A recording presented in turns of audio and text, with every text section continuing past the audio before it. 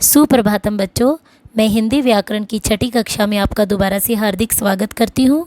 आज हम नया उपविषय लेकर आए हैं, उसका नाम है सर्वनाम। सर्वनाम का अर्थ होता है सबका नाम, यानी कि सबका नाम। इसको क्यों कहा जाता है? क्योंकि यह सबके लिए प्रयोग किया जाता है। अब मैं आपको परिभाषा और अनेक उदाहरणों के माध्यम से और इसके भेदों के द्वारा आपको सर्वनाम के बारे में समझाऊंगी। सबसे पहले हम करेंगे सर्वनाम की परिभाषा। संज्ञा के स्थान पर प्रयुक्त किए जाने वाले शब्द सर्वनाम कहलाते हैं। जैसे मैं, तुम, वह, आप।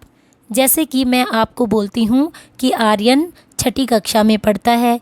अब मैं बार बार आर्यन का नाम रिपीट नहीं करूँगी कि आर्यन बहुत सुंदर है, आर्यन बहुत इंटेलिजेंट है। बार बार मैं उसका नाम नहीं लूँगी।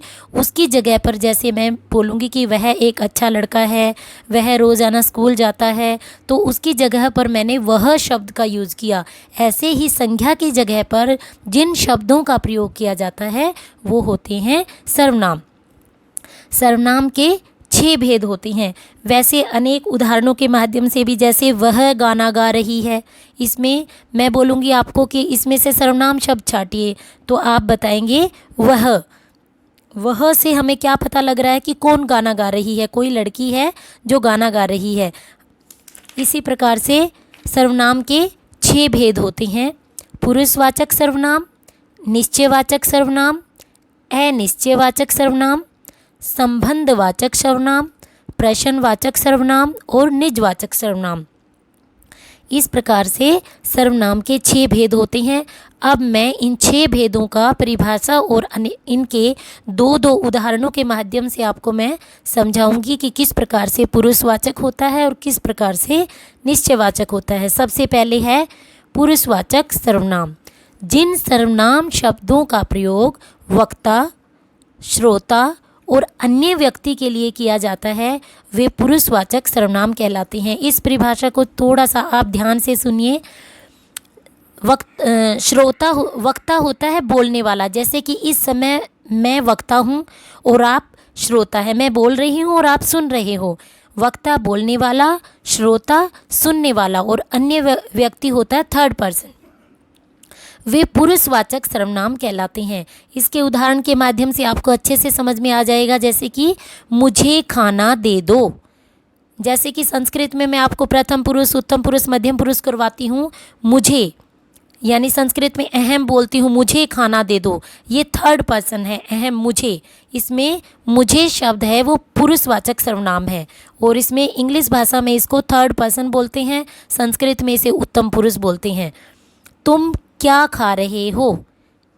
त्वम संस्कृत में बोलते हैं। जैसे त्वम बीच में आता है, संस्कृत भाषा में मध्यम पुरुष होता है, सेकंड पर्सन। जैसे आपका सारी लैंग्वेजेस का एक जैसा ही हिसाब होता है, चाहे वो संस्कृत हो या हिंदी हो या इंग्लिश हो। सब भाषाओं में एक जैसे ही फर्स्ट पर्सन, सेकंड पर्सन और थर्ड पर्सन होते हैं। सिर्फ हमें भाषाओं के डिफरेंट के कारण ही अलग अलग तरीके से इनको डिफाइन किया गया है। जैसे कि तुम क्या खा रहे हो, तुम शब्द क्या है इसमें?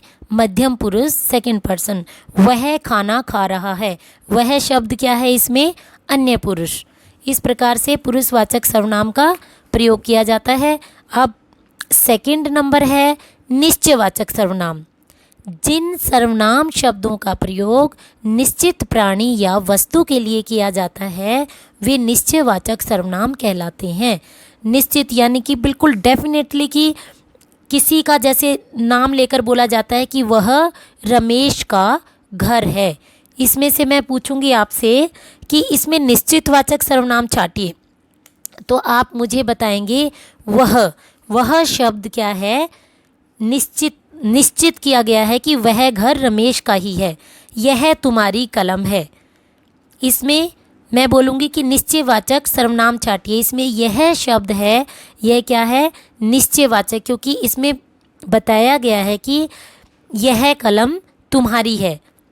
इस प्रकार से मैं दूसरी वीडियो, पार्ट 2 वीडियो सर्वनाम की एक और वीडियो के माध्यम से मैं आपको सर्वनाम के अनेक भेद और बताऊंगी। इसमें अब जो भी इससे रिलेटेड आपको कोई क्वेरी है या आपको समझ में नहीं आया तो व्हाट्सएप के थ्रू आप मुझसे पूछ सकते हैं। धन्यवाद।